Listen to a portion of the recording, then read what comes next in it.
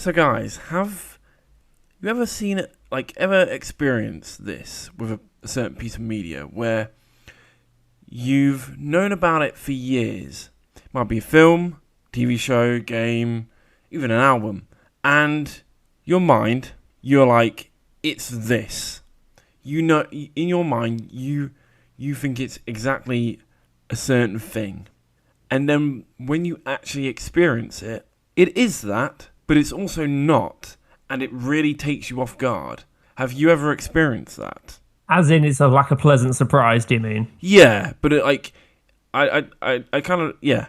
Oh, God, I'm really having to try and think. I know I've had the opposite where I've watched something thinking, oh, yeah, this is like the butterfly effect where, the Mandela effect where I thought of something because of what people have, like what I remember.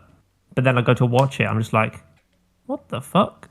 Or some of the best examples is like I've seen films, people like hyping up films, like we spoke about it before, like The Northman. Like I thought, okay, this looks amazing, it's going to be amazing. I get into it, I'm just like, I feel like I've just bought a hooker, paid a lot of money for said hooker, and the hooker's done nothing. Like it's that sort of, that sort of a feeling. But there have been quite a few games which have been like a complete pleasant surprise. Like, we always talk about Dark Souls 1 because I didn't really know what I was going to think about it. But as soon as I went into it, I was like, this is fucking amazing. Or, like Vampire Survivors, we talked about that before. It's graphically, I was like, okay, it's like another bullet hell thing. Got into it, fucking loved it. There are tons of games out there. It's too many to roll off the tip of my tongue. But it's just like, it's one of these things where you look at the reviews, you look at the critics. The critics are like, oh, this is shit, this is good, this is meh. But then when I actually go and play it, I'm just like, this is amazing. Like, tons of anime have been like it before. Films have been like it before. Books have been like it as well. So yeah. Like I said, there's just too many examples to just directly roll off the tip of my tongue, unless there's any you guys know. I can say, I know there has been a few accounts where I've watched a film and I thought, oh, that was better than I thought. But I seem to have forgotten every single one. The only one that jumps to mind immediately, and that's because I've got it on my shelf, because I own it for some reason, the World of Warcraft movie. I know that got us slating. I thought it was all right. Yeah. World of Warcraft was pretty decent. Good.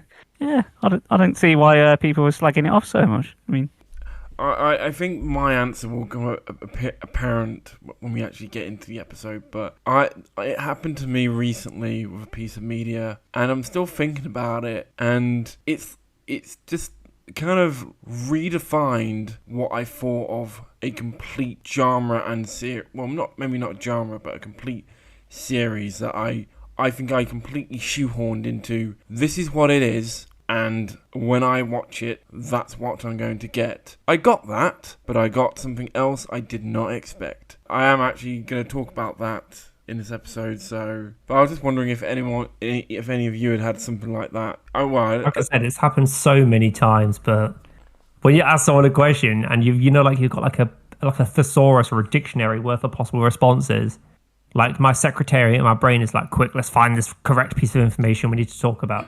Like, I reckon we'll get towards the end of the pod, like this episode, and I'll be like, oh yeah, shit, that was one.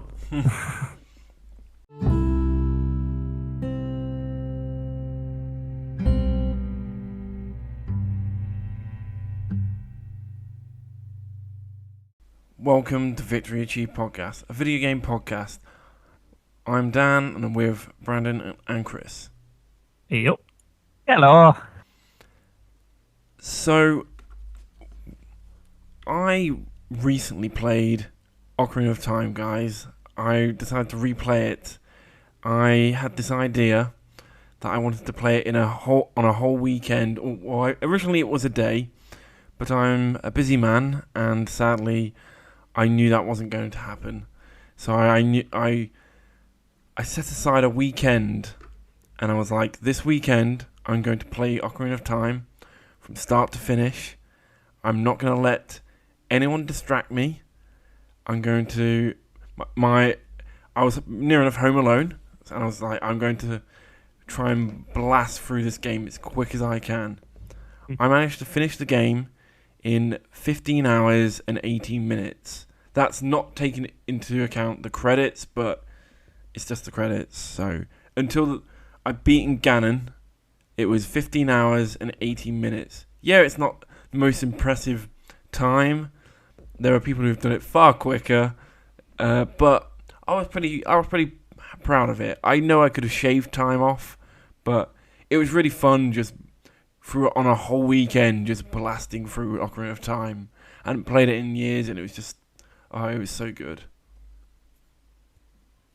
Oh yeah, I think if you had the Song of Time, you could have done it a little bit quicker.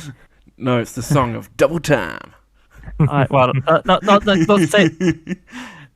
to take the wind out of your sails, but the speedrun record is 6 minutes and 53 seconds. So I know. I think you can shave a little bit of time. Try wearing bunny ears. That might help. Oh yeah, that solves everything. Bunny ears do normally solve everything. Obviously, I wanted to do like the whole thing, any percent. I wasn't trying to. I don't really speedrun. It was more a personal thing.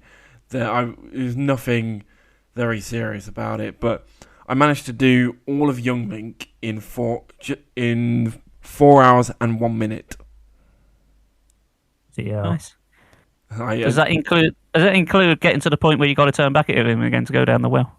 No, that was I did it in 4 hours 1 minute to get to the Master Sword, basically, and then I think into the end of the Water Temple. I was at 9 hours 6 minutes, and then the last bit took me to 15 hours. I was about to say it took you 15 hours to beat, but 14 hours of that was in the Water Temple being completely lost. I got completely lost in the Forest Temple. I always do, and I realised that the first locked door you get to, before you even go through it, you need 3 small keys. And going through that locked door, there are no small keys through that door. So you need, before you even, because there's one in the very first room, so you need to get that. There's one in a chest outside, and I think so. And there's one somewhere else, and you need to get all 3 of them before you even go through the locked door. And every time I do the Forest Temple, I mess it up. So what you're saying is, you can't see the forest for the keys. Indeed. I'm proud of that one. No, I also watched like a whole load of YouTube videos about Ocarina of Time and like little hidden secrets. Did you know you could shoot the bow and arrow backwards? And while you do a flip. That's a very specific maneuver. So I've seen someone beat Ganondorf with their back to Ganondorf, flipping, shooting their bow, the light arrow into Ganondorf. It's kind of like ridiculous. That's just so jank. It's like it's. For how old a game, the amount of little things you can do is stupid. Like the Iron Knuckles, like the big knight things that are in the Spirit Temple and then in Ganon's Tower. As Young Link, so the only one you fight is Young Link.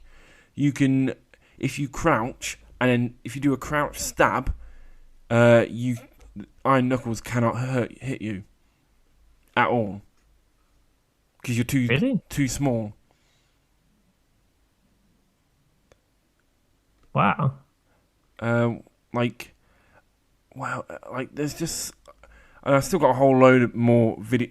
Like I still got a few more of these videos, but even in like the last Ganon fight, not the last Ganon fight, in the Ganondorf fight, his cloak like disintegrates as he takes damage, and like the Gerudo women who you have to fight in the fortress, they change depending on what outfit Link is wearing. It's like all these little things that I never knew about Ocarina of Time. And like, for how old the game is, it's kind of ridiculous. Which version was it you played? Was it the 3DS remake or the original? I played the Nintendo GameCube version. The one that comes with Master Quest and comes with Wind Waker. Yeah, I've got that one. Yeah. So that's the version I played. I could have played it on my 3DS, but wanted to have like proper couch gaming, and in front of the TV. But it was a great experience to replay one of my favorite games, and it's just strange to see all the little details that are in that game after all these years. It's ridiculous. I still think the best dungeon is the Spirit Temple. Why is that? Because it's fun. Fair enough. And I like the design because you have young Link and then adult Link, the two halves. And it's just a fun temple. I think the Shadow Temple is underrated. And I you know what? I toss up between which is worse, Forest and Water. I think probably Water Temple is the worst, but I don't think Forest Temple is that good either. Really? I think it's all right, but I always struggle every time I do it. I struggle every time. I just really like the music in the Forest Temple. The music is so good. I think I swear I've spoken about. Yeah, I spoke about this, I think, on the very first podcast episode, but it always reminds me of Midnight City by M83. I remember off the top of my head what that is. If you listen to the Forest Temple music, then that song, you'll be like, yep, I see what that means. But yeah, like I said, Ocarina of Time, still even all these years later, still a good game. But onto maybe something newer. You finally completed A Bard's Tale, didn't you? Did, yes. So the Bard's Tale is something I mentioned on the last I'd like to say stream. It's not a stream. That's the other thing I did on the last podcast. Yeah, but unfortunately, I said last time I couldn't get very far because the game sort of like glitched out. There was a part I couldn't get past because there was like an NPC that follows you, but he wouldn't do the animation he was meant to do. But there was a way around it. I just sort of had to I had to do what I needed to do and then go back to the save point, save the game, and then reload it, and then come back to it again, and then he'd sort of miraculously moved. So what I was doing before is I saved the game, did the thing, and he wasn't doing it, so I just reloaded then.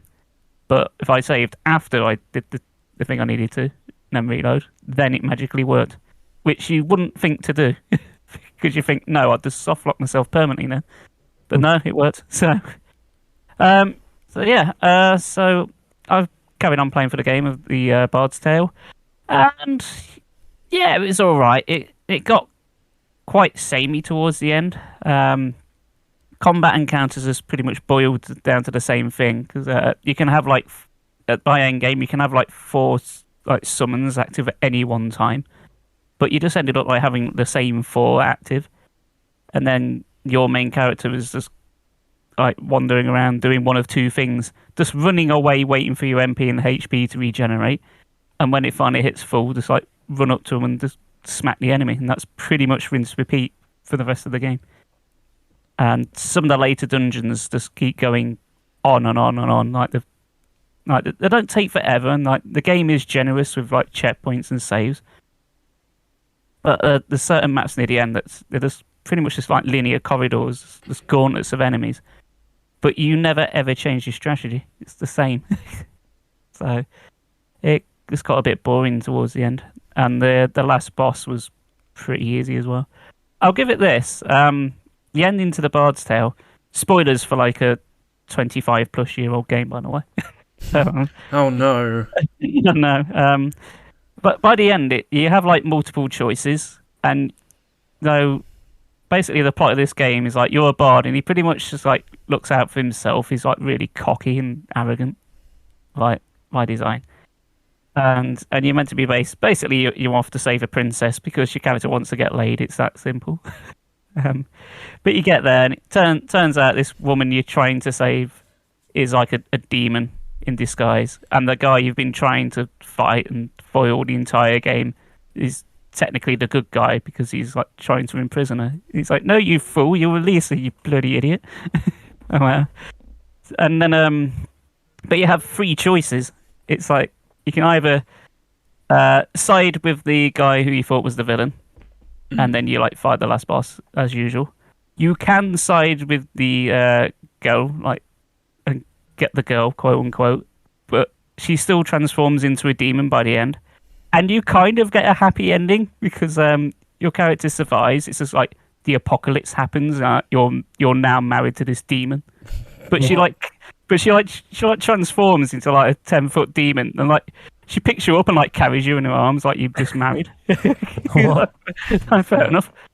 But I think one of the better endings is like you don't fight any end boss. There's just a third choice, which is just like, oh, screw this. He's like, you know what? I choose me. Sod you. Screw this game. You just like, you just sod off, and it's like, and like, the ending is just like, again, the apocalypse is happening because you've allowed it to like unfold, but your character is still just going to the pub. It's just like the pub's just full of zombies and people on fire, and you're like, the undead ain't too bad. The way you said it was like, oh, I'm going to marry myself. Oh no! No, that's the way you said it. I was like, wait, what? Is it doing like the same thing you can weirdly kind of do in Fire and Three Houses? Because in the end, you can marry characters. There's one's a ghost, and he's like, I'm just going to put the ring in my pocket, and it's as if it's like, yes, you're marrying a ghost. Yeah, well, I suppose the sentiment's not too far off. He just looks out for number one. Yeah. So I'll screw everyone. I've had enough. But yeah, so I'll tell you what, so gameplay-wise, it just boiled down to like the same gameplay loop over and over again, which got a bit boring towards the end game. But it's not like overly long, so it didn't outstay its welcome. I think it was about 20 hours or so by the time I finished and doing everything.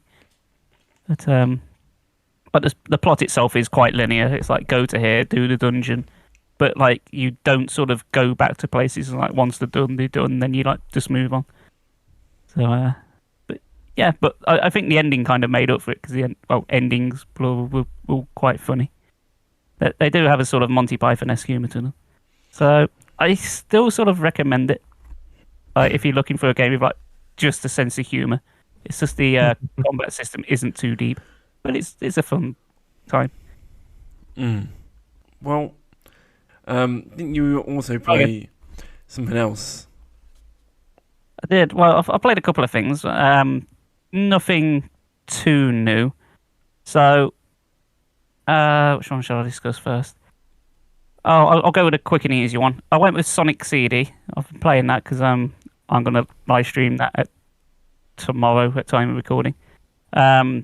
So I thought I'd just like play through it quickly. I got through it quicker than I thought, but I thought I'd just have a quick practice one of it because up until now I don't think I've actually finished Sonic CD before.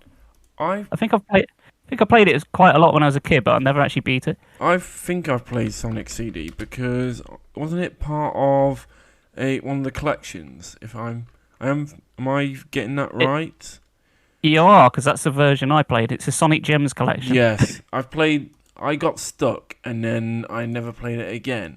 I think if I played it now, hopefully I'd get further. I remember you had Amy Rose followed you through the levels. It's just the second level right at the start, and then she gets kidnapped. But then she gets kidnapped. But no, I can see why you remember that because it's quite early in the game that happens. Yeah, and then you like rescue her later on. But, yeah, the thing is with Sonic CD, like if you don't know, it was produced the same time as Sonic 2. It was like two different teams made each game after the first one came out. So Sonic doesn't have his spin dash. Instead, he's just got he's got like the peel out, which they use in Sonic Mania as well. So if you like press up and run, like you can run on the spot and go forward, but there's no spin dash. And you know when you're like so used to having it as part of your moveset, you just don't have it anymore. It trips you up so much because it's just like instinct to do it, and it doesn't work anymore. But the thing I don't like about the Sonic Gems collection version, though, And I know people are split on this, but if you're unaware, Sonic CD has got 2 different soundtracks, and they're wildly different. Like you've got the American version, and then you've got the Europe and Japanese version. Us living in the UK, we got the European version, but if you in the Gems one, it's the American one. But it's so radically different. Like in the intro cutscene, it's a completely different song. And I remember being so confused a while back, not realizing this, when I went to watch the intro movie after 20 years when I hadn't replayed it, and I was so confused. It's like, what? This song's not the same song I remember. Have I just completely misremembered this song? But no, it was just a completely different song. It's just the North American version. But I thought I was going insane for a little while. Didn't Sonic CD have Sonic Boom as one of the songs in it? Yes, it is. Yeah. Yeah. Sonic Boom, Sonic Boom, Sonic. Yeah. That's the American version. Yeah. Yeah. We had I can't remember what the lyrics are. Supersonic do do do do do do do. That's the version we had. Yeah, that's the version I had growing up. So and that one's a hell of an earworm. It stays with you forever. When you hear it once, that's it. You'll never hear it. Sonic Boom does as well to me, but each their own. Yeah, fair enough. Yeah, the thing is that the soundtrack in the American one, but to me, just as I say, sounds weird because it's not what I grew up with. It's I remember when I played the remakes of the Spyro the Dragon trilogy, and I got to the second game, and then you have one of the characters and have different voice actors. It was oh no, this isn't my Spyro. But then I still like the remakes. But there's a nostalgia to those old voices from the original games. You're I like these badly voice acted characters. I love that those voices are just iconic. It's probably a bit like that. Yeah, it's kind of weird, isn't it? It's almost like you sort of still hear their voices even though they're not talking. Like your brain's filling in the gaps. Anyway, yeah. So Sonic CD, I think the weirdest part of Sonic CD, the levels themselves are fine. They just feel like normal Sonic levels, but it's the boss fights that are weird. None of them are what I'd dub a traditional boss fight, as in they hit them 8 times and you win. Normally for the Eggman fights, you only hit them a couple of times, if at all. They're all kind of like gimmick fights. For example, there's one, I think, on the 4th stage, where you don't hit him at all. He's just basically on a treadmill, and you just have to keep running. And then eventually he just ends up killing himself. You just have to dodge for so long. But it does have the Metal Sonic fight, which was re-implemented in Sonic Mania, which, to be fair, is pretty decent. Where instead of a traditional boss fight, it's just a race. Just get to the end before he does. Which, to be fair, there should be more stuff like that in Sonic games, since it's all about the speed. Yeah, they've only really done that. I know they've done obviously the Sonic racing games, but it feels like it's a bit of an underutilized mechanic. There should be 1 or 2 other fights done like that. But I think thinking about it, Sonic Advance 2 did that. All the bosses are moving. None of them are stationary.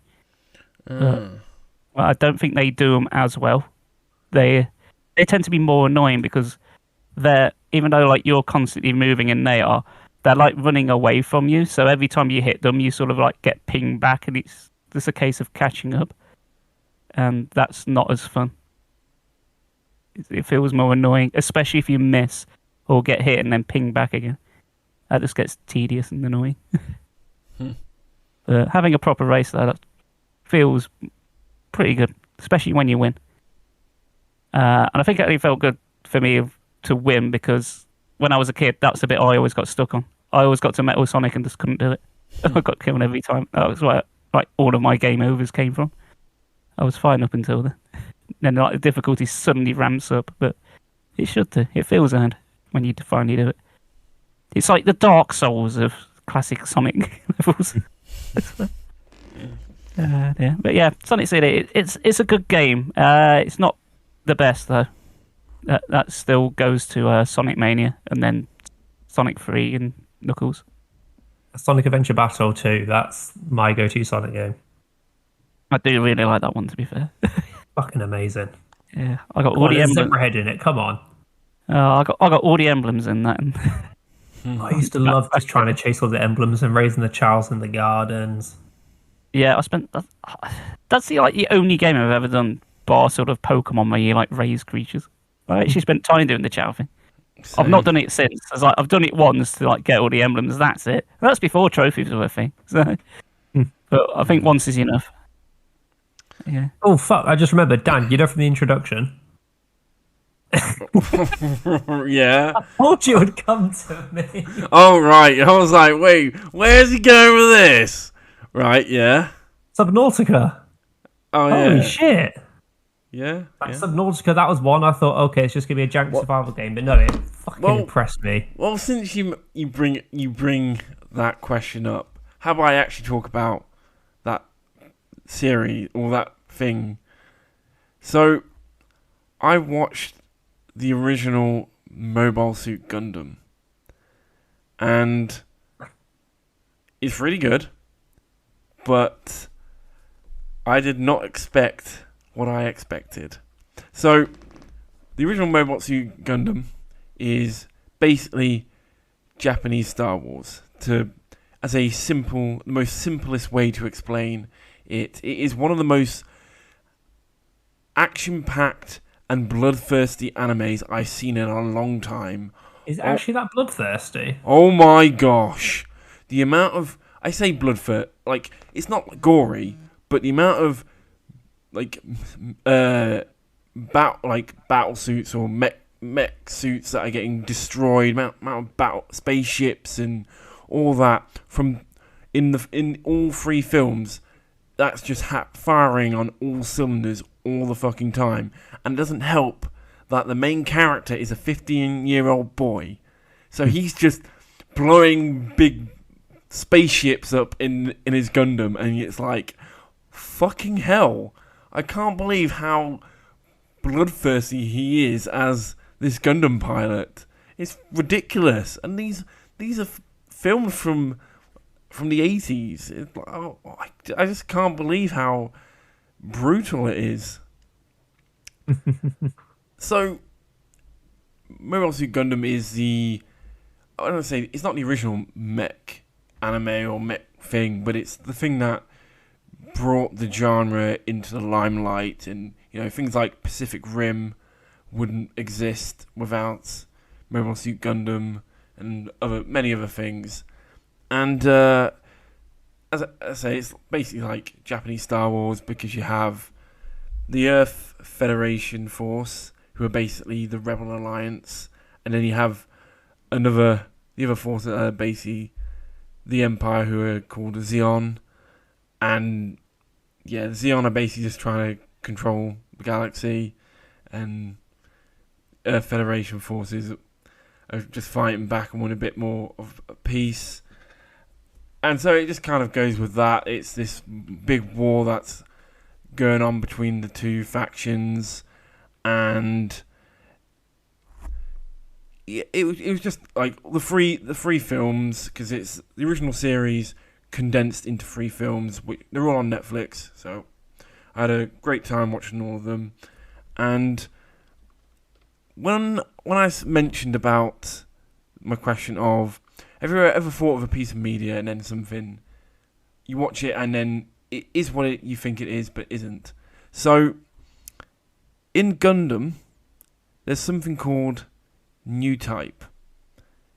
If I was to ask you what that is, I think first thing you would think of is, oh, that's a Gundam. I'll tell you this, it has nothing to do with the actual Gundams at all. And what do you think new type is in Mobile Suit Gundam? I'm guessing new type basically means it's like some sort of rogue robot, or like a new generation of human. You're kind of on the right Because if I was to because I'm basing this on like Evangelion. You're on the right line saying it's a new type of human. Basically, when I say it's the Japanese Star Wars, I really mean it. New type is the Force. Oh, for fuck's sake. I did not realise Mobile Suit Gundam had the Force in it. They can speak telepathically to other people, and it gives them heightened reflexes in these Gundam. And I'm like, what the fuck? This is something I never realised was in Mobile Suit Gundam. It's quite minor. It's more in like the last film where it becomes very apparent. It's like hardly in. I don't think it's even in the first film, or if it is, it's like just mentioned, and it's a bit more in the second one. So is it something the humans do, or is it something the robots do, or have I just completely just gone monkey brain? Yeah, the Gundams, the robots, whatever, they have nothing to do with new type. Okay. So that's what I mean. It has literally nothing to do with it. So like the main character, early on they reckon he's a new type, and they can tell because of his heightened skills in this Gundam. Like compared to other soldiers in these mech suits, the main character in this amazing Gundam is just ridiculous. But yeah, as I mentioned at the start of the episode, I still can't believe that like Gundam was what I expected, but it also wasn't because of the new type basically being the Force. It was just not something I expected to encounter on my watch of the anime films. But as I said, the 3 anime films are great. They definitely look. You can definitely tell they're from the 80s. They look very much like that. They're all definitely hand drawn, animation wise, but they all look great. It was a fun time watching the 3 of them, and I think I'm going to be watching more Gundam in the future. But as I mentioned, that it basically had the Force in Gundam. I actually have played a Star Wars game. Oh, hello. Yeah. I've played Star Wars Jedi Fallen Order. I was literally playing it just before we started recording. I started it yesterday, and I've already played 3 hours, and I'm struggling to put it down. No, 3 hours? Might be maybe 4 hours actually. Yeah, we have talked about Fallen Order before, because I've finished it way back when. Yes. It's one of our first episodes. I think we talk about it. Yeah. What are your thoughts? I don't know if you had this problem, but I'm finding that the frame rate is a bit off at times. Don't know. Maybe it's my PS4. I'm not sure. From what I remember, there was a known issue, but it was only like during like certain scene transitions, like when you're going through an area, it would like stop to buffer for like a few seconds, like here and there. I don't know if that's been patched and updated now, but from what you were saying, I don't think so. I think the only thing was a known issue. Yeah, I find the loading times are quite long, and I'm finding the frame rate drops every now and then. But it's not like I notice it, but it's like, well, it's not ruining my enjoyment that much. But it's something I notice. But it is, as you have said before, it is just Dark Souls Star Wars. Literally. Yeah. Actually, on reflection, I think it actually plays more like Akira with the jumping mechanics and stuff. Yeah, it does actually. I'm really enjoying it because it's, you get your lightsaber, you can do all the cool stuff like deflecting blasters, shots. Oh, it's so satisfying. Yeah. I think the only thing that could make it better, like combat-wise, is if you had access to like some dark force powers, like force lightning. That would be cool. But I think they said they have got a sequel in the works for it. Yeah, it's been announced. I can't remember what it's called. Announced, isn't it? It's got its name, but I can't remember what it's called. Well, the first one was Fallen Order, so this one must be Getting Back Up Order. I'll find it. Standing Order. Standing Order. I'll find it. But, just sort of paid attention to what you just said there. where is it? It is called. What is it called? Jedi Survivor.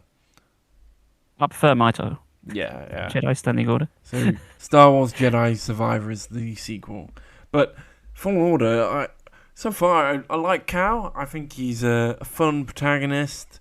I don't think he's anything new. I think I've seen his character, maybe in Star Wars before, and just other things. I've seen the type of character he is. I've seen it that so many times. But I'm enjoying him, and I like his little robot BB-8.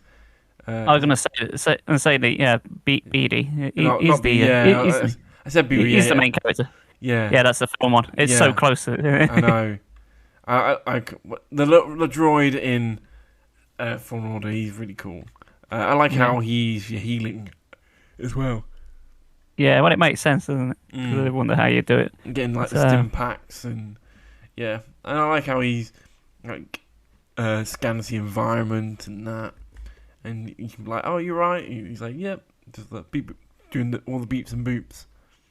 She just reminded me about the scanning the environment. I think this game nails it because, say, unlike a game like Metroid Prime, where you also scan the environment and it's so egregious in that, it really bogs the pace down because there's so much. Fallen Order, you do it, but there's not as much stuff, so it doesn't like kill the pace of the game. In fact, I think it's done really well how it rewards you for like remembering to do it every now and then. Like you could go through areas and then go, "Oh shit, I didn't scan anything in that." So I missed it. Yeah, I was messaging my mate because last time I went round his, I mentioned I bought Doom and Jedi Fallen Order. He was like, "Oh, I've got Jedi Fallen Order," and I was like, "Oh, do you?" I was like, "Oh, did you finish it?" He's like, "No, I'm like right near the end and I can't be asked to finish it." And then when I started it yesterday, I messaged him and going, "Oh, I started Fallen Order." He goes, "Oh, I hope you're enjoying it." I was like, "Yeah, I've just got to the first planet after the tutorial section, and I'm going to play a little bit, and then I'm going to come off." He's like, "Oh, I said that, and then I did the first planet." I was like, "Ha ha ha!" And then I proceeded to do the exact same thing. Well, see, when I played it, I made the mistake of doing my first playthrough on the hard difficulty. I'm not on the easiest one. I'm on like the next one. Yeah. Well, my logic is when I was reading reviews about it, they said, "Oh, it plays like Dark Souls, but it's not as difficult." And I thought, well, I can master Dark Souls. Surely I can do this on the hardest difficulty. I've died a few times. I jumped into a hole and there was a big alien, and it just killed me instantly. I was like, "Oh, that's cool." And then I've like just. I like how if you do fall off like the map, it just respawns you. Yeah, you lose some health, but it's not just a full blown death. Yeah, it does the same as like Zelda, doesn't it? Yeah, I did get like more like oh sorry, I did get attacked to death by stormtroopers earlier though, because they just ganked me, and I was like, oh well, I'm not gonna beat all of them. I had like a rocket launcher, and it was just like 5 dudes just trying to kill me. And the next minute, I was just like, right, kill that one, then kill that one. And I just did it so strategically. I was like, yeah, this is how you're meant to play, instead of just getting mauled by stormtroopers. Yeah, stop just mashing the square button, hoping for the best. It's like evading, like do my back step, kick them, like do my little. Yeah. I love the overhead slash. That's really cool.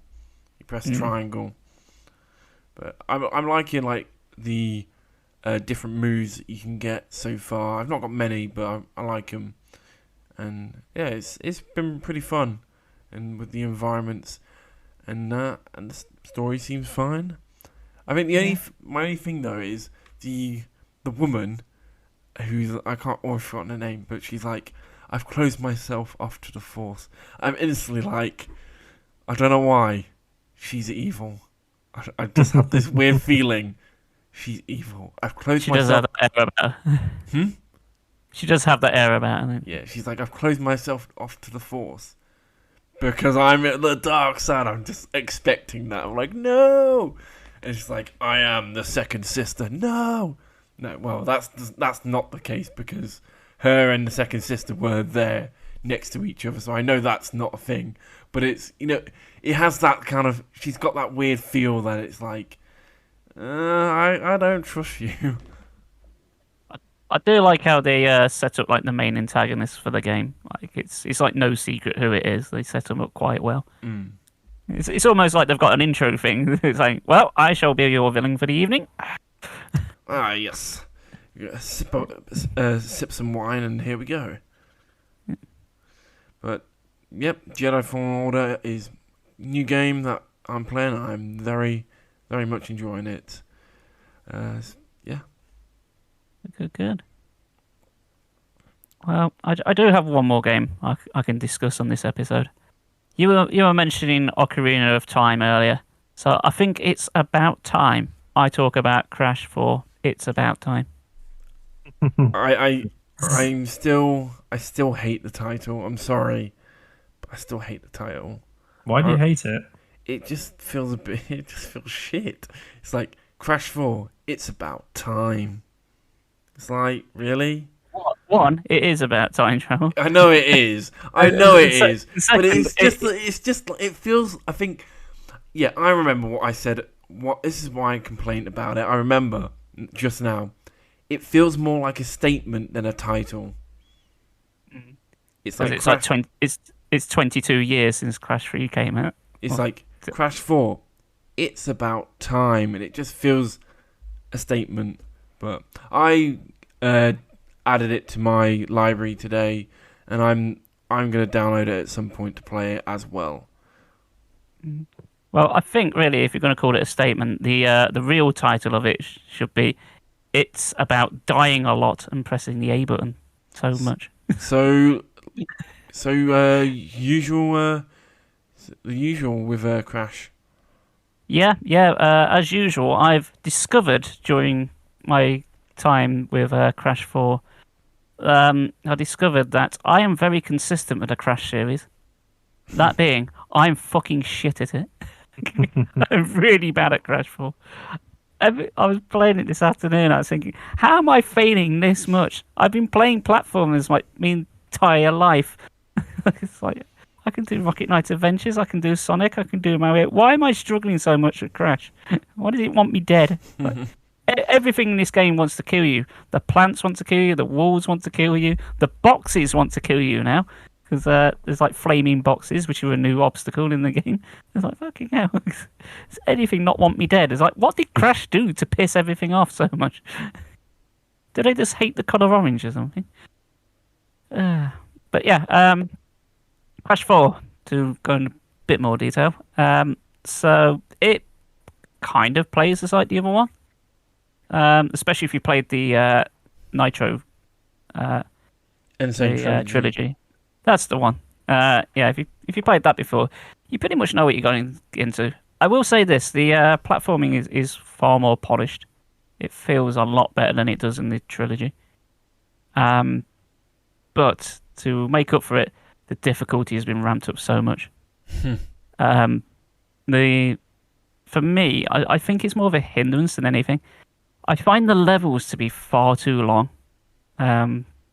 The levels feel like double or triple the length of some of the rest of the series, which is not too bad on a normal playthrough because there's plenty of checkpoints and you can just keep going. And there's a mode so you've got like infinite lives, so it's not a big deal. But man, if you're going for completion, like trying to get like every box, and you miss one or you die too many times, it's not like you've lost a couple of minutes. You've lost a good 10-15 minutes on each attempt. like, through each stage. It's like, fucking hell. And a really good guy that talks about it on YouTube, Kedikaris. He's a big like Crash Bandicoot fan. He talks about it, and pretty much everything he says in his videos about it is spot on. So if you want a good review of any Crash games, check out Kedikaris. I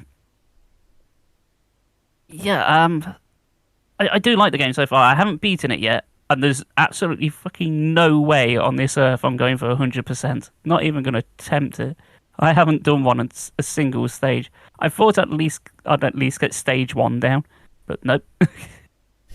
It's pretty dicky. It's pretty tricky. And there's also, new to this, like, there's more characters you can play as. I believe there's 5 in total. So you can play as Crash, you can play as Coco, but I think they're pretty much just a palette swap. And then you've got Tawna, Cortex, and Dingo Dial, I think. That's correct. Yeah. So far, of the characters I've played, I've quite liked playing as Dingo Dial. He moves a bit slow, and he's got like a vacuum cleaner kind of thing. But it kind of feels like you're playing Luigi's Mansion, but with a jump button. But I mean that in a good way.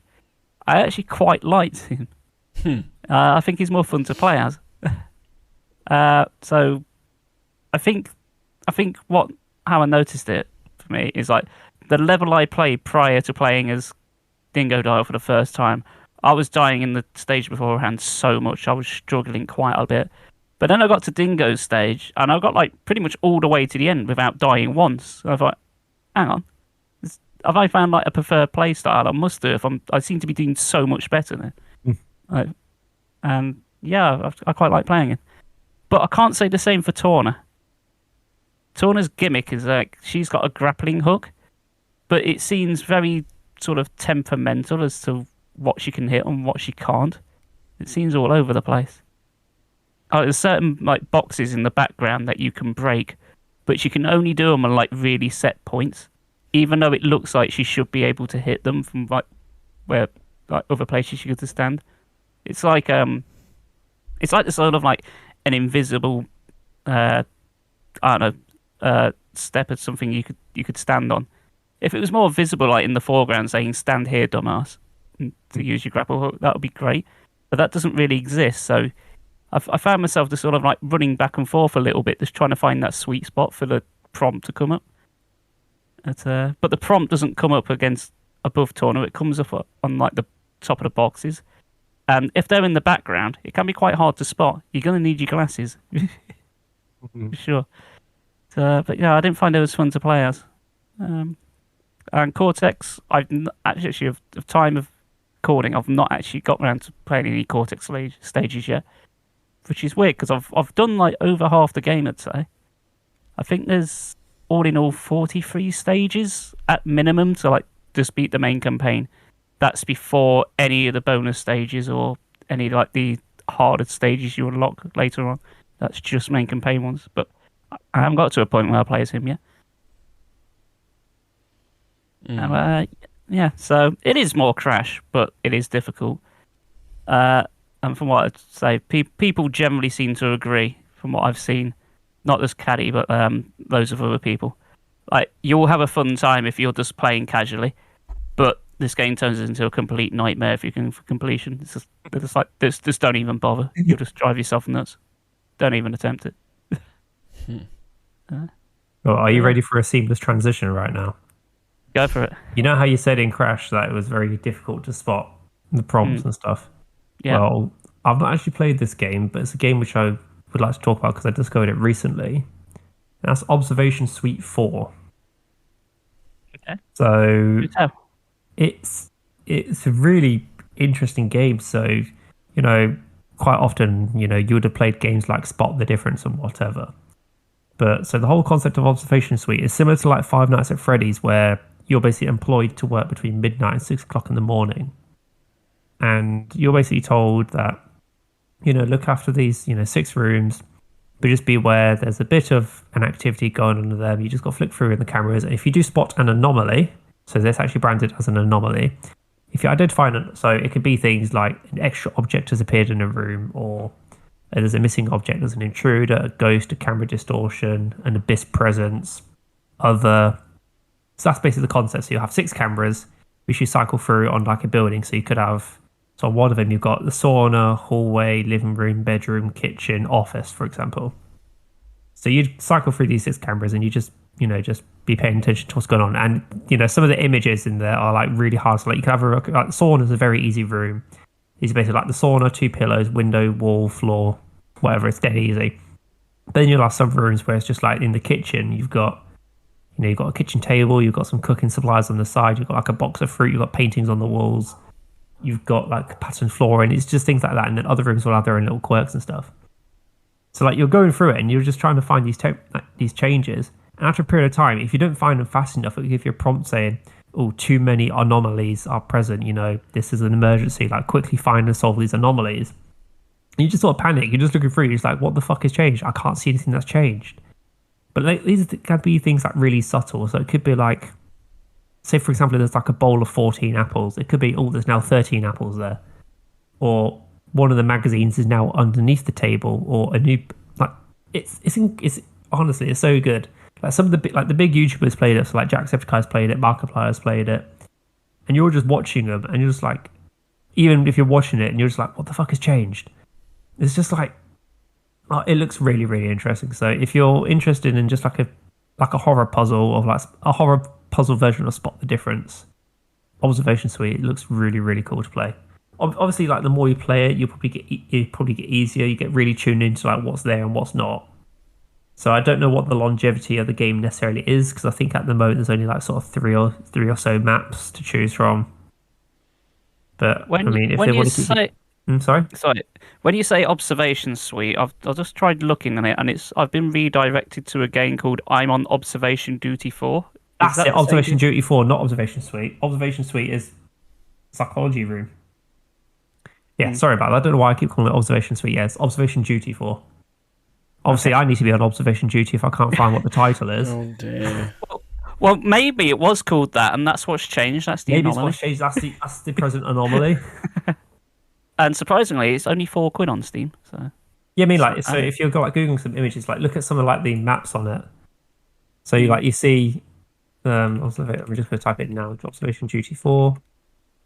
And obviously, there's like 3 other titles in a series. I don't know how good they are. I don't know how. I think not many people knew there were other ones.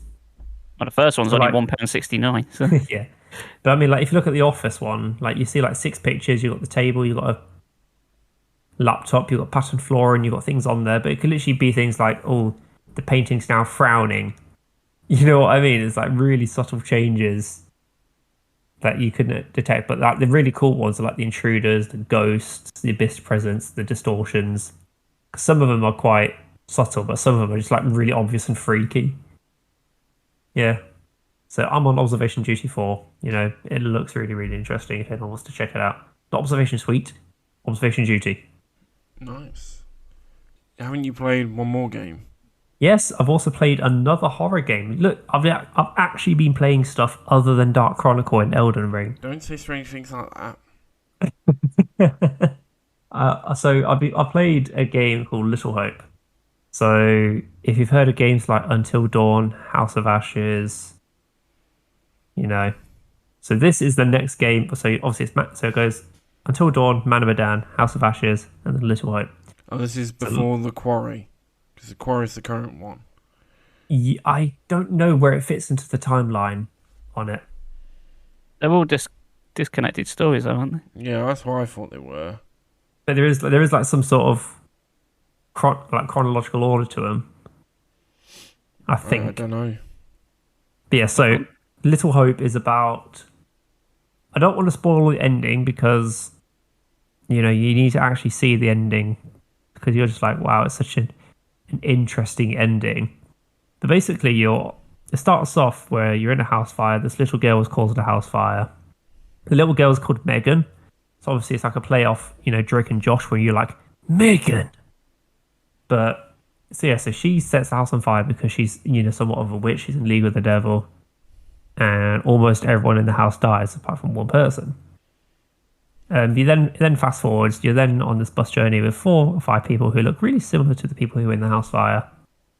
and they're just on this bus journey, and they're going through, and the bus, gets stopped and gets pulled over. It's like, oh, we have to redirect you for Little Hope. And then the bus driver's just like, oh, I don't want to disturb these people. And they're like, I'm sure they can wait. Take them through Little Hope and you'll get there in no time. And then as they go on towards Little Hope, the bus driver has an accident. And then everyone comes out of the bus and they can't find the bus driver. So you're like, okay, we're now stuck in this village. Let's just try and find our way out. So then they try to walk off, try and find a place, but there's like a thick fog around there, and it sort of keeps redirecting them to a specific pathway. And they're like, we can't split up. Like, like invisible barriers in games or whatever. Like they'd be walking a straight line, but the fog will then take them to where they just were. So they're basically forcibly like redirected, and every now and then they'll get grabbed by like some sort of freaky thing, and it'll basically give them like a memory of the past during like the witch trial days. But the people who are being testified for the witch trials look exactly the same as the current people. So obviously they then get testified through the witch trials, and then in the witch trials they'll probably get killed in the witch trials. In which case, if someone's been killed in the witch trial, then in the Little Hope adventure, that person's now being targeted by some sort of creature. So it's basically, you're going through, if you play games like Until Dawn or whatever, you'll know like there'll be some quick time events. You'll have collectibles along the way to give you like pre-recognitions of what could be going on in the future, what sort of ending you can get, can you save all the 5 characters and stuff like that. It's a good play. Like there's plenty of jump scares in there, because like when you get caught by the things to take you to the past, it like shits me up every time. Ending was really pleasant. I did like the ending. It was pretty clever, but I don't know if everyone feels the same way, because how I had that opinion of the Returnal ending. Yeah. Which, to be fair, I've been debating recently, or I'm probably to give Returnal another go. Just so I can get the platinum for it. But at the same time, I just want to appreciate more of the story. Because like, everyone says the ending of Returnal is good. I'm just like, I'll give it another go. There's multiple endings for Returnal. Yeah, I know. That's what I'm thinking. I was like, okay, I'll give it another playthrough, because I don't want that bullshit story of, oh, it was just a dream. So I need to... so I just need to go through, do whatever. But the Dark was good, continues the same story of all the others, or the Dark Picture series. If you like the stuff, give it a go. I've got Men of Medan sitting on my same hard drive. Again, because it's on PS, same as Crash. Yeah. I don't know. I'm in no rush to play it though, because I didn't really. I've not even played it Until Dawn, so I didn't really care for Until Dawn. Again, Until Dawn, I quite literally had it on my hard drive for about 2 years before I even played it. And it was only because it was like Halloween time when I was streaming. And I thought, right, I need spooky games. But to be honest, I think it made me enjoy it more because I was like letting chat choose what outcomes we have. So, and then you have to deal with the consequences. Yeah, we'll just like roll with it. It's just like, right, what do we do? Do we go left? Do we go right? Do we save him? Do we not? That kind of thing. I just think that made it more interesting. Because I think I'd have been bored out of my mind otherwise. Because it's not like they're like really stellar in the way of gameplay. It's like pretty railroaded, isn't it? Oh, I'll get around to it. The thing is, I know the like ending to Men of Medan is meant to be fucking garbage. Really? Yeah. I think I've heard that. I think I know what the ending is already. I don't know if you watch the YouTube series like Zero Punctuation, but when they did a review of Men of Medan, they just flat out ruined it. But they like put the precursors like, right, I'm going to ruin the ending now because fuck it, it's fucking bollocks. No one cares. It's like, I don't care. It's got to talk about how crap it is. Well, I guess, we've spoken about all the games I think we've played recently, but there's still been a few things we've watched. We haven't spoken about it for a little while, but Umbrella Academy Season 3. Yes, that was wrapped up, and I've watched it all, and I know you have, Dan. Have you seen it at all, Brandon? Nope, it's me we're talking about. Fair enough. I like how Dan just had to hold back a laughter there. Have you seen this? No. Is it anime? Yes, I've seen it. That's pretty much Brandon. So you haven't been watching it from your observation suite? No, not from my observation suite, because I'll be too busy on observation duty, finding all these anomalies. For the fourth time. And it turns out I'm one of them. So, how did you feel about Umbrella season 3? Well, for me, I it's kind of like the same as like the whole series. For You ever have those series that you sort of watch, but you only watch them because you're kind of waiting for something else to roll around? They're like the series you watch between series. Yeah. For me, it's that kind of thing. It's like I'm watching it, but I'm not really invested in what's going on. I feel I'm sort of like half watching it most of the time. I enjoyed it, but it was frustrating in a lot of ways, and you know what? Like it, I think I did gave a vague idea. I don't know if I did speak about this, but like the way it ends, I don't think they've announced the season 4. One, I don't know They how haven't they. announced it, yeah. Yeah, I don't know how they're gonna do a season 4, but there's too many questions that they've not answered, and it's really frustrating.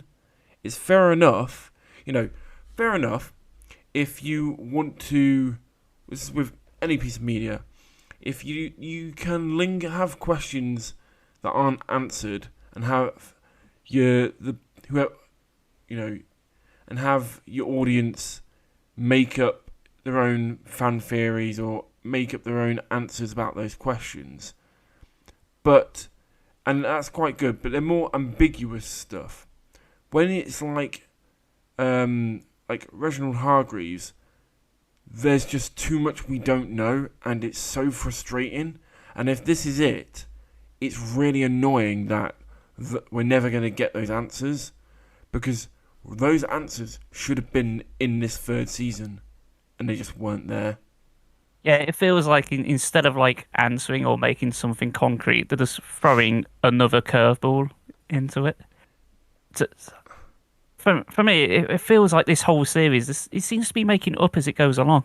It did a bit, and like even the Sparrow Academy, I thought they were going to be far more involved, and then like halfway through, they all basically just died. Well, not all of them, but the majority of them just died. I was like, oh, right, okay. Yeah, I'll tell you what, the last episode in particular, I was sort of like, I swear I like blinked twice and stuff just seemed to be happening. It's like they're fighting samurai now.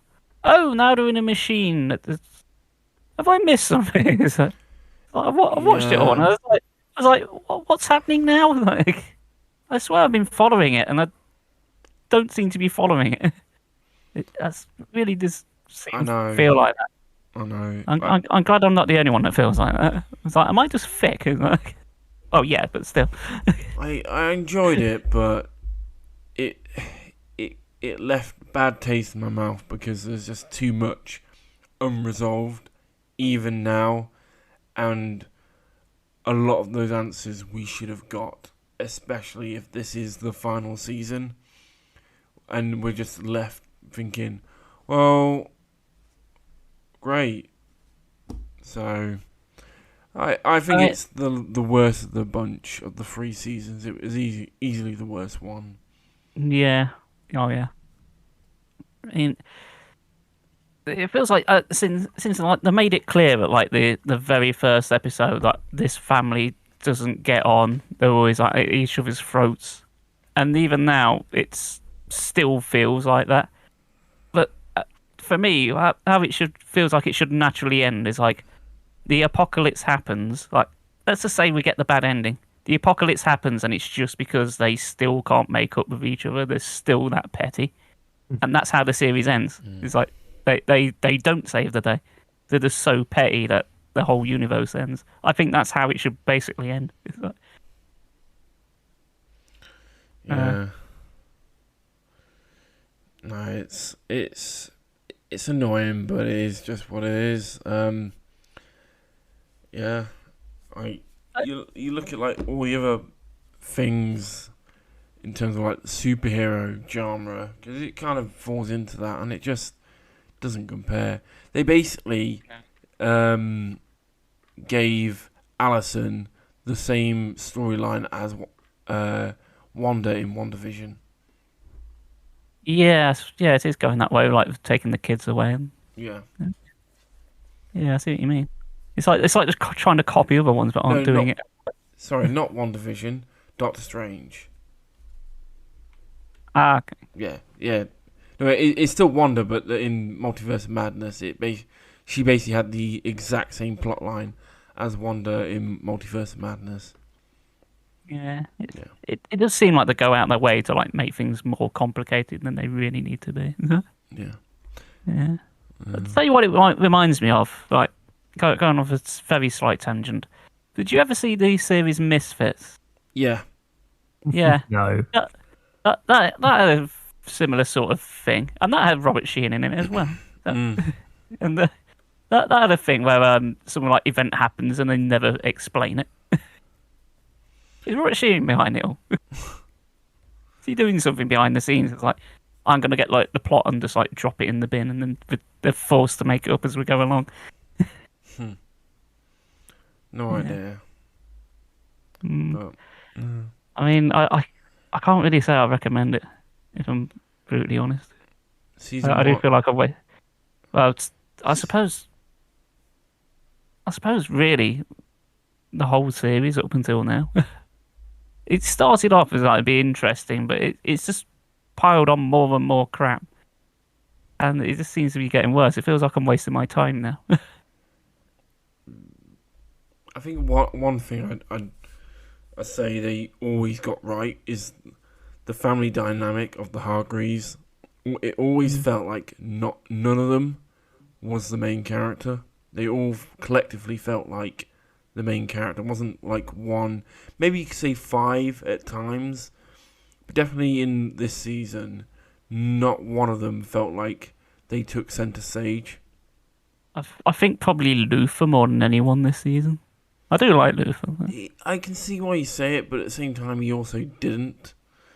Like, I think that's the one thing I'd praise. Like, not they all feel collectively as the main character. No one, they all shine in their own ways, and no one takes center stage. So, yeah. Well, Brandon. Well, you finally watched Akira. Yes, after having you tell me for ages and my work team leader tell me for ages, yeah, I should need to watch Akira because in his eyes, in his quote, at its time, it was above its bar. And after watching it, I really think it was. Considering the time period it came out, it was amazing. Well, like Akira is like that's one of the things that pretty much made like anime popular in the West.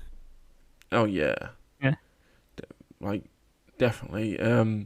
Because I had like a film night at mine and we watched Akira, and even just rewatching it, just looking at all the backgrounds, it was like, oh my god. Mate, I had to rewatch it because trying to watch Akira when you've had a mild amount of drink, it makes no freaking sense what's going on. And even then, when sober, I'm having to like double check stuff. I'm like, what the fuck? Who's that? Is that?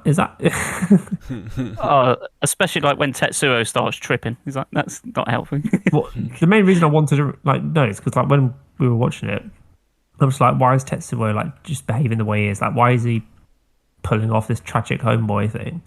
And then I was just like, it makes no sense what's going on. Like, I appreciate, he's tripping and stuff. I was like, it just makes no sense. Rewatched it and I was like, oh, I was like I said, I was like going through segments. I was just like, what the fuck is like going on? And, like, why is all of a sudden he's just turned into like some sort of monstrous baby and just gets sucked up into a white void? And then they say, oh, Akira himself is like, energy. He is this, but Akira is just a kid. He's just the name of a boy who was one of these psychic kids. And it's just like, so what's going on? Yeah, it is quite confusing. And I said this when we were all at mine, like, for the film night, like, when they were making the film, they hadn't even finished like the manga. The manga wasn't even finished, so I think it has like majority of like the first volume. I think it has like the first volume and like the last volume, but then the middle four. I think it has a bit of 2 and 5, but 3 and 4, from the sounds of it, are completely absent from the film. I really want to look at the original source just to see what have I like missed out on. Same. I think it's something I need to have a look at. But it's it's time, effort, money. But it is definitely something that at some point I want to dive into. But again, one of the other things as well, now that I've watched it, because I remember watching like the Trash Taste podcast and they picked up the Tetsuo figure. And I know it's from Akira, but I was like, I just never really sort of paid attention. But now that I've seen it, I can just appreciate the figure they bought in their figure special. Yeah, and even like the bike, just the bike is just so iconic. And like even that scene, the bike scene, like now you'll watch so many other things. You're like, hey, look, they're ripping off Akira doing that bike scene. Like even I watched Steven Universe. I never spoke about how much I love Steven Universe, but even in Steven Universe, there's a scene where they do the Akira bike scene where Steven is on his lion and the lion basically skids like the bike does. It's just like even in that they got inspiration from they inspired by Akira. I mean, I understand like the bike being iconic and everything, but I was just more drawn into just the actual power aspects and these kids who look like they're old and like I don't know, like watching it, I felt like the bike was somewhat secondary and everything. I know it's just there as an icon, but that seems to be the thing that people remember the most from it. Whereas I just remember the the complexity of what's going on, like why Tetsuo's gone, mental, why, he's acting the way he is, and then who Akira really is. What is Akira planning? Why is he doing this to Tetsuo? Or, you know what I mean? Because I feel like I can see how that period of anime, because like if you look at that, and obviously we've spoken about Evangelion, it's that existential coming of age things. Like Tetsuo's realizing he's got this power. So like most teenagers, they realize they've got power and stuff, they will start to like abuse it. So it's just like I can see that aspect of it, and I see how like that's probably had some sort of influence over Evangelion as well, in just terms of the complex outwards thinking of things as well. But now that you mentioned as well, I also want to look at some of the series, and now that I've seen Akira, I want to see, how that's being referenced in other anime series. Like I said, you should give Mobile Suit Gundam a watch. It's on Netflix. If you like, it's like similar to Akira with like the backgrounds and all that. Obviously, Akira is just far more beautiful. But maybe you should finally get watching a whole lot of anime films. That's the thing which I'm always lacking in, is I've not really given anime films a proper go, because I'm just too... Come on. I just keep getting so distracted by series and making sure I'm up to date on series. So like this season, I've got Classroom of the Elite, which I've just started. So that's also a very clever series, Classroom of the Elite. Really enjoying that. Well... That's I'll go into more of that when I've actually finished this new season of it. Well, at the moment, Call of the Night is anime of the season, but that's just reminded me of something which I think I really need to discuss. Crunchyroll have dropped their prices.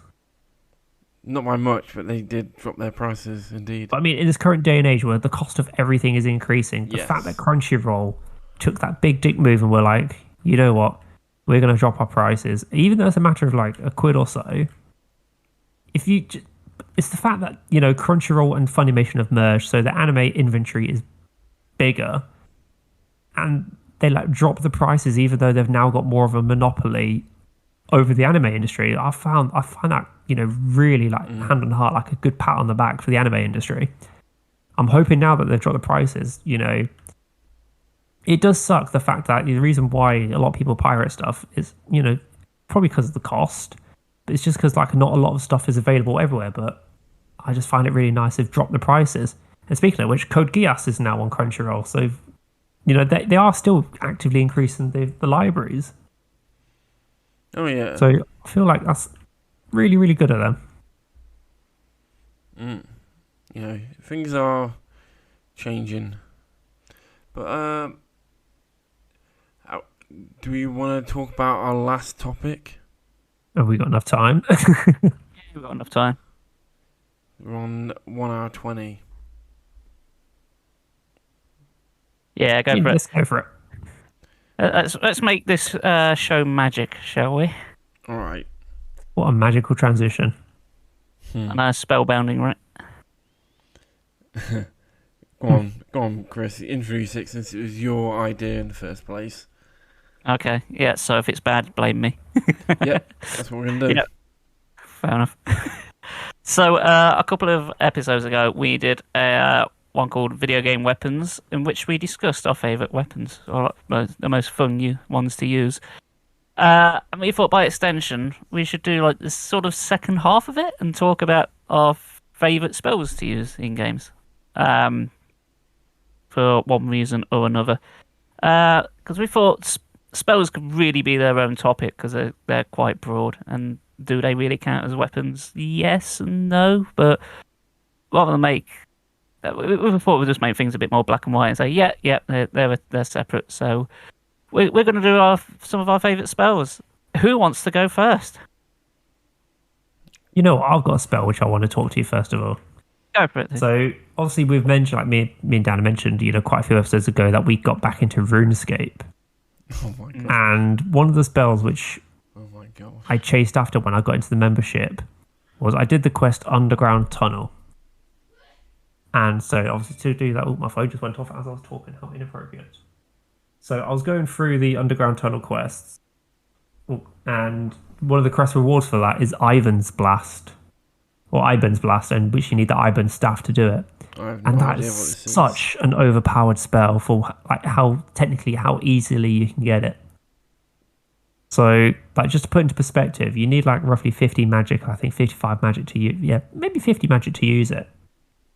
So around about this same period, you maybe just unlocked, Fire Blast or the Fire Bolt or those sorts of tier spells, like between second and third tier spells.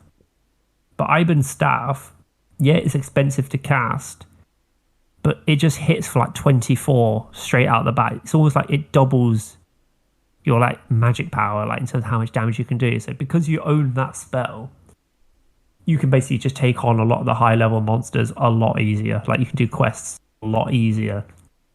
It's such a good spell, and the actual sound animation of it is so good, and just the actual impact of it is just so nice for RuneScape. So yeah, I'd say that's a really nice spell, which I want to give credit to, is Ivan's Blast. It gives me fond memories of it. It's like, I think it's the one spell from RuneScape which I remember the most, apart from, the Desert Treasure ones or the Alchemy ones. But yeah, Ivan's Blast is, mucho grande spell. Come on. I don't know. One I like, I think I may have vaguely mentioned this. Maybe in the weapon ones, and we're like, well, no, that's a spell. Is the electricity or whatever it's called? I know it's like Electro Bolt, but I think it's called something else in the third game from the BioShock series. I always love using that. I like a lot of spells in BioShock.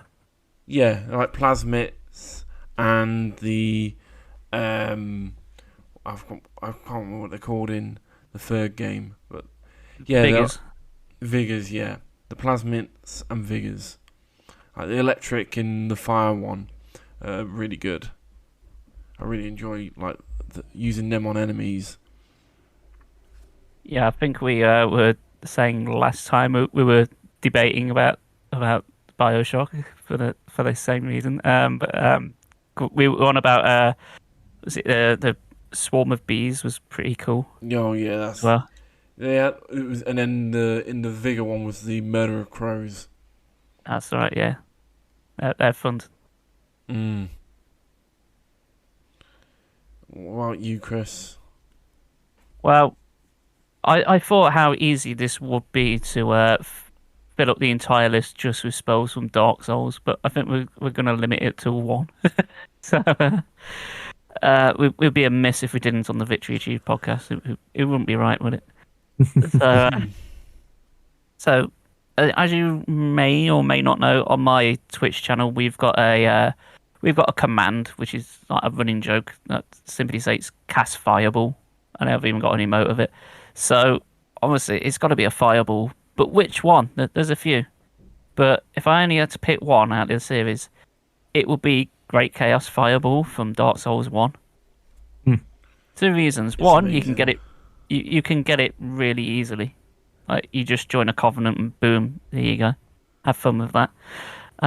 It does a lot of damage. It hits twice, which is brilliant because it can really deal with like people that hold up shields really easily. So what Great Chaos Fireball does is you throw it forward like a sort of arcing projectile, as you'd expect of a fireball, but it hits the ground and does like a sort of area effect as well. So it does like a big load of splash damage, and then it stays on the ground for a few seconds, and it like deals more damage, which can wreck some bosses and like groups of smaller enemies. It can absolutely wreck them, but it's very easy to get. It's just a cool effect, and you feel powerful when you do it. And the stats to be able to use it aren't too high, so you can get it relatively earlier on. You can make a beeline for like to like the depths and just grab it. It's a fun spell to use. If you're going for a pyromancy build, it's a must-have, surely. I mean, I've always wanted to light spells like Firestorm, where you do like pillars of fire up in the air, but you can't aim with them, and they're pretty much just random and sporadic. That it never makes them worth it. I find that a lot with Dark Souls, like the higher tier weapons, like the and magic. It's just they're too situational, or this complete overkill that, or just cost too much magic to use that they're not worth bothering with. But yeah, Great Chaos Fireball, lovely spell. Well, since I mentioned the game earlier, Din's Fire from Ocarina of Time. I love just killing mobs with that flames. See, I thought about the Zelda spells, but they're more like glorified cutscenes. Don't you? Yeah, I know what you mean, but no, it's still a cool move. Yeah, because that's sort of right. I was going to say, here's another spell. I don't know if I've necessarily spoke about. I can't remember if I spoke about this game before.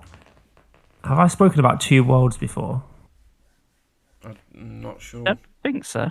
I may have mentioned it in passing, but Two Worlds I think is a massively underrated like open world RPG game from like the Xbox 360 era. And on the launch titles, wasn't it? Or yeah, I think it was. And then there's Two Worlds 2, which I've not given a go yet. I bought it on Steam, but I've never played it. But on Two Worlds 2, there's like two particular spells which make the game ridiculously busted. And that is the Poison Mist spell, because it does a ridiculous amount of damage when you like scale it up. So in Two Worlds, like in a lot of games, like you've got like a proficiency thing or like an unlock thing where if you get like a duplicate of a specific spell or a weapon or whatever, like you can combine it with your duplicates to make it even more stronger, if you know what I mean, like that scaling thing. Stacking, yeah. Yeah. So that's how you level up your spells and weapons in Two Worlds.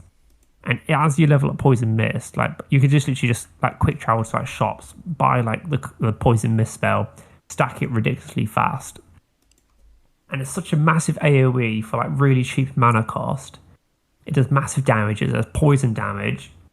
It does an insane amount of damage. And then the other spell that you will coincide with that is the reanimation resurrection spells in Two Worlds. Because one of the quickest way to level up in like Two Worlds and to make money it's like go to a graveyard and take with you some of these like like these resurrection totem things. Because you go to a graveyard and you activate these like resurrection things, and basically you can like summon like a load of ghouls, and then you summon all these ghouls. You then kill them with like the poison mist attack, and then you just get like a ridiculous amount of money. You get like a ridiculous amount of like stuff and like rare drops. Like it just gets so ridiculous that you just become so overpowered so quickly. You're just like, oh, but honestly, they just make the game so ridiculously easy. Like I think it's one of these games where technically you can beat the last boss. Technically before, like, I think I did it when I was just level 17, really, just because that poison mist spell. So like, there's like, there's loads of levels you can do. It's like so almost like I think it's almost like infinitely scaling, really. I don't know what the max level is in Two Worlds, but yeah, the poison mist on like the summon spells. Oh, the summon spells in Two Worlds are so strong. Oh, they're so good. I'm trying to think of them because all the ones I'm thinking of are Final Fantasy, and they're I'm just thinking of the summoning, but that's a bit different. Yeah, I was thinking that too. Is like, do summons count as magic, or I mean, they their own thing? I think they are their own thing, aren't they? Well, look forward to the third part of this. Oh, I guess, yeah. We've said it now. I don't know. Well, there's one of I could mention, but I was sort of waiting for you to mention it. What's that? I'm not going to say it yet because I was sort of waiting for you to say it. Oh no. While you have a quick wonder, I think now I can mention another spell that I really enjoy using. Yeah.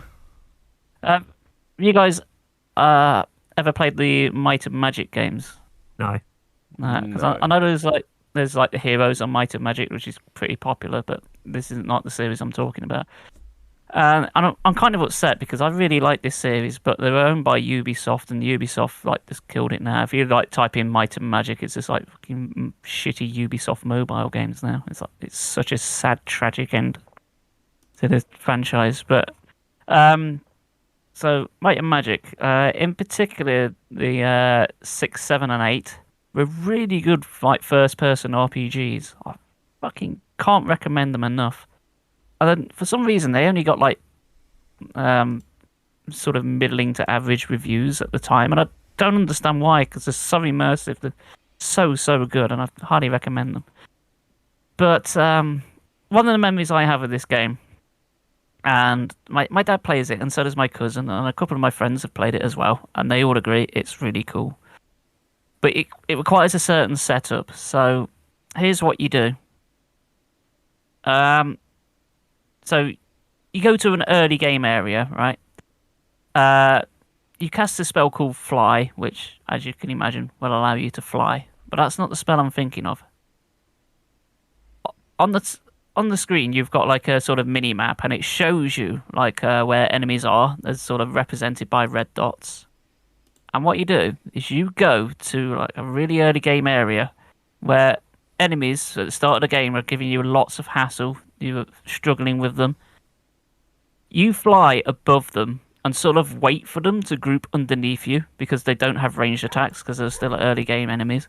So you just see all these red dots like a mass on the map right underneath you.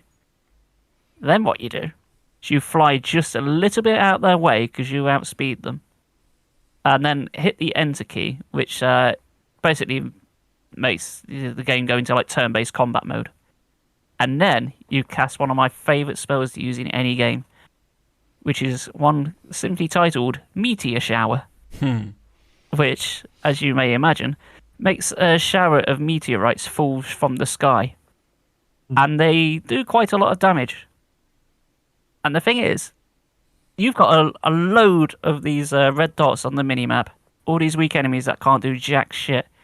You cast Meteor Shower on them, it hits every single one. We're talking, I don't know, 100, 150 enemies at once.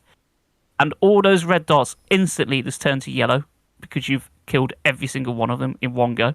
It is so satisfying to do. And you just watch all these enemies at the bottom of the screen, and they sort of ragdoll to a degree. It's like like their sprite where it just like flies up in the air and like static and like lands back down because they've taken that much damage that they just can't cope. Oh man, Meteor Shower. And there's another one called Starburst, which is essentially the same spell. It's just like air magic rather than meteor showers. But man, it's so much fun to do. Again, if you've not played the Might and Magic games, please go play them. They're so cheap on like GOG and Steam. Give them a whirl. You'll like them. If you like stuff like RuneScape and that, you'll like these games. They're so good. But Meteor Shower on weak enemies while you're flying, they're completely powerless. It's a laugh. It really is. It's just so fun to do. It's like a massive fuck you for all the aggro and that you gave me right at the beginning of the game. It's like, I'm back, bitches, and I bought this with me. Fuck you. Yeah, so much fun. I'm still really struggling. I think I don't know. I'm really struggling. All right then. I'll mention one more, which I'm sure you can join in with, because I really am surprised you haven't mentioned it. And that's the spell of Ultima from Final Fantasy IX. Yeah. And I was thinking, like, if you like pick any one spell from Final Fantasy, like the most powerful ones, obviously you've got Flare, you've got Meteor, you've got Holy, but I think it's got to be Ultima. It's like the ultimate spell. I don't know. And just not really. I don't know. I think I was trying. I don't know why I didn't think of it. I was trying to think of like something different. I don't know. I was really waiting for you to mention it. I think the thing that elevates Ultima is it's actually relevant to the plot. It drives it. Oh yeah. It's like the antagonist is after this spell, and he gets his hands on it. He's like shit. Right.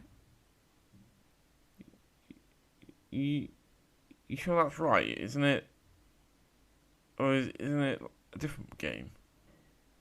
No. In Final Fantasy IX, he gets it when he goes into Transkuja. He casts Ultima and kills the whole party. Yeah. Before you fight the final boss. Yeah. But I thought it was an. Doesn't Sephiroth want to use a spell as well? I think that's what I'm getting confused with. He gets like a huge material. He casts it's not Ultima he uses though. It's more It's more Meteor. He does. That's why I'm getting like, but didn't that's why. But yeah, the actual spell itself in 7 isn't like that relevant. He just like wants to end the world because he's a naughty man with mummy issues. But 9, it's way more relevant to the plot. It revolves a lot around Ultima.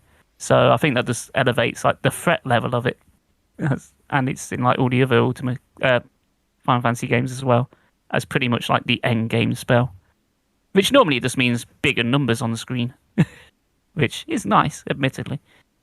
But I think that's what makes talking about some spells hard. Is because they're very blanket. Like if you like take like any RPG, they've all got like a sort of fireball equivalent or a thunder shock equivalent, or they're like very samey. It's not like let's say like I don't know, guns in games or that can be very very versatile in what they do. It's like yeah, it's got a magic system. Of course, it's got a fireball in it. Of course, it has. Every game has. It's like 101.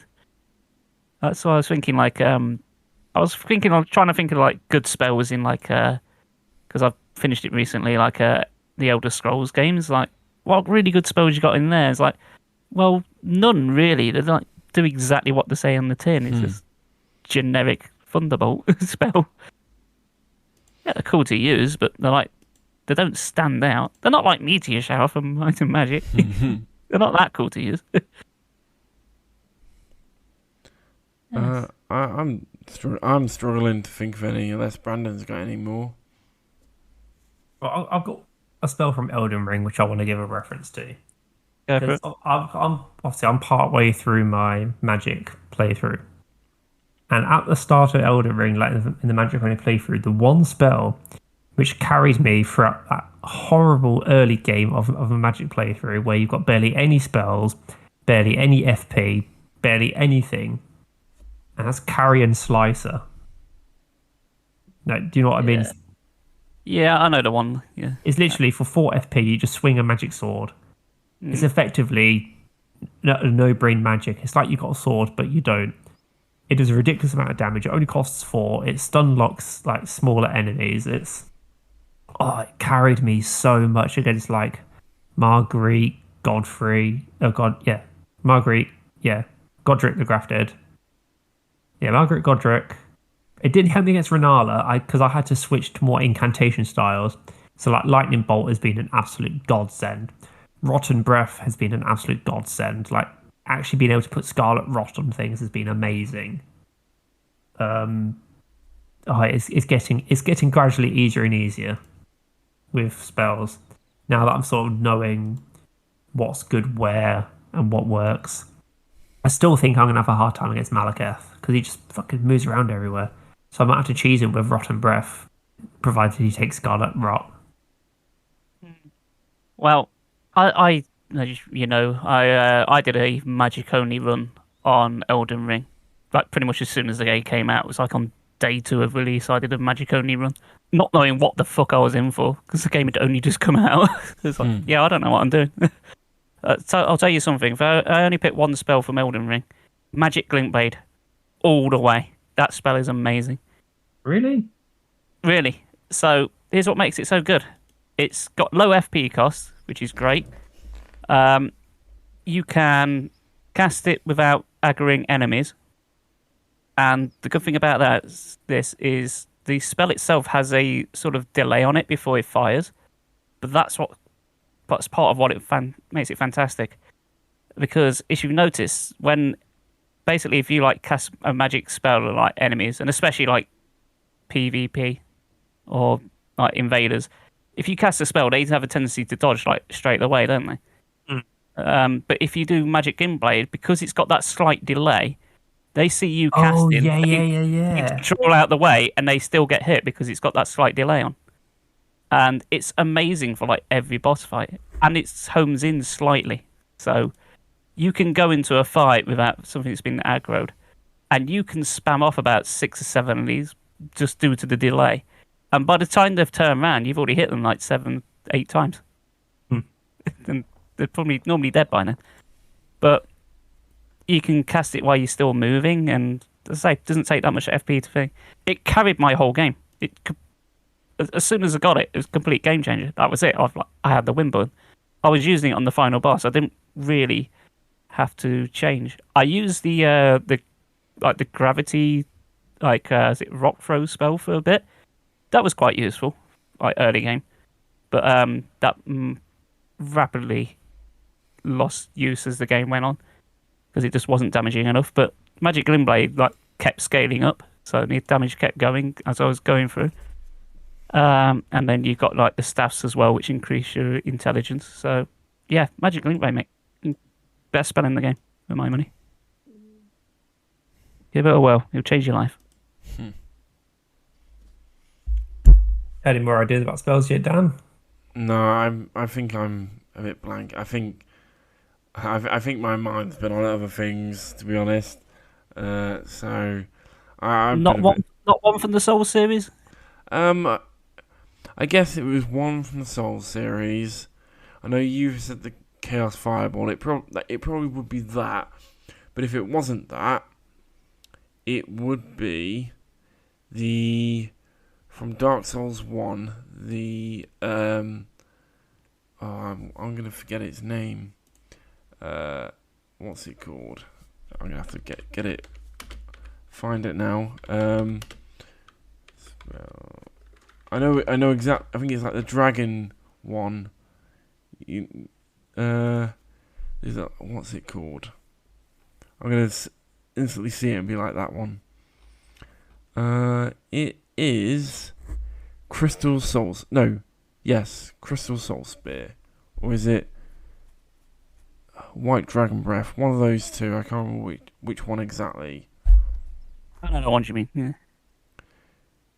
Yeah, they're pretty good. Yeah, I like a lot of the sorceries. Like the homing soul mass is really cool, just because you use it, and then you just wander around, and if any enemies come, they're dead meat.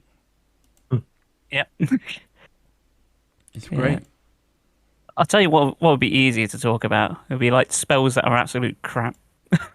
There's probably several of those as well. Just in the Soul series alone, there's tons. Although even Skyrim. Yeah. The destruction magic in like Skyrim and Oblivion is nowhere near as good as it should be. I was going to say, like, what spells have you witnessed in Oblivion now that you've been playing that? Well, now I've finished the game, I pretty much just stuck to like 3 spells because I just couldn't find a vendor that would give me decent spells. And I know you can create your own ones, but because you can like exploit the game so easily by doing that, I didn't do that in like my magic only run of it. So the only spells I did have, it's like obviously you got your starting fireball, and then later on I got a more powerful variant of that, which I use, but your magic pool in Oblivion is like so low, even when you go up levels. Like you can only cast spells like 4 or 5 times, and that's your lot. Then you gotta wait for your magic to regenerate. It's so annoying. I don't recommend doing a magic only run in Oblivion. Mm-hmm. But the only other spells I really used is like I had a like electro touch spell and like a frost touch spell, which like were identical to just different elements. And that's pretty much all I used the entire game. It wasn't really much. Like it's not as creative and versatile as you really think it's going to be. Again, when you just create your own spells, it's again just more of a case of number goes up. Mm. But yeah, I don't recommend it. It's by end game when you're like having to hit things so many times, and you're basically just like running around in circles trying not to get hit while you're waiting for your blue bar to fill up. It just gets so tedious. What would have been more interesting is to like do a run where you don't use magic like at all, like no restoration magic, like just rely on potions and melee weapons. That would have been more interesting. Like the only time you can like heal up is like sleep or use a item that you have a limited quantity of. That would have probably been more interesting. Hey, you live and learn.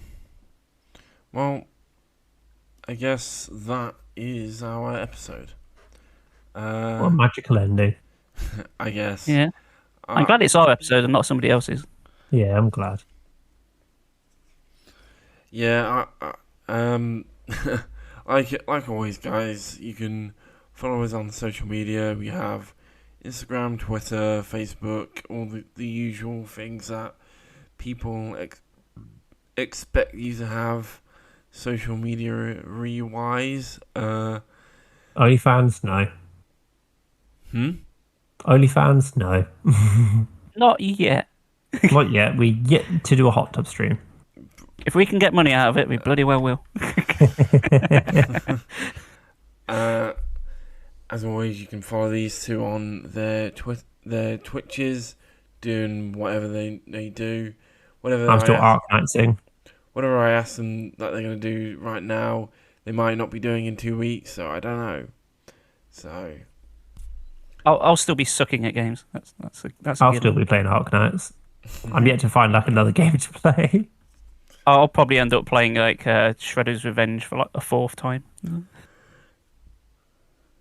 Well, you know, there's an abundance of games to pick, so I'm sure you'll be fine.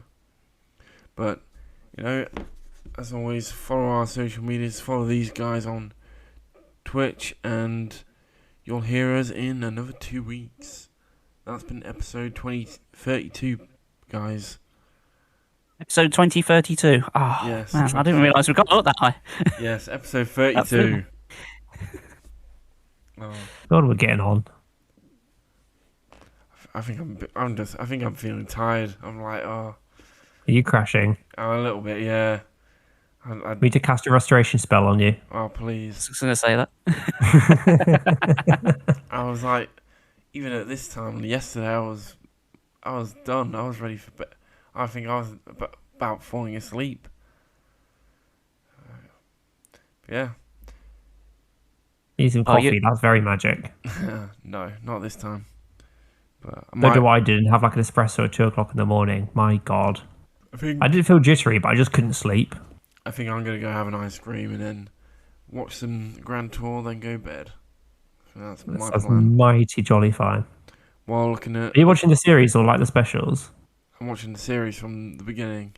Carson's Farm should be coming out the end or start of next year, so I'm looking forward to that.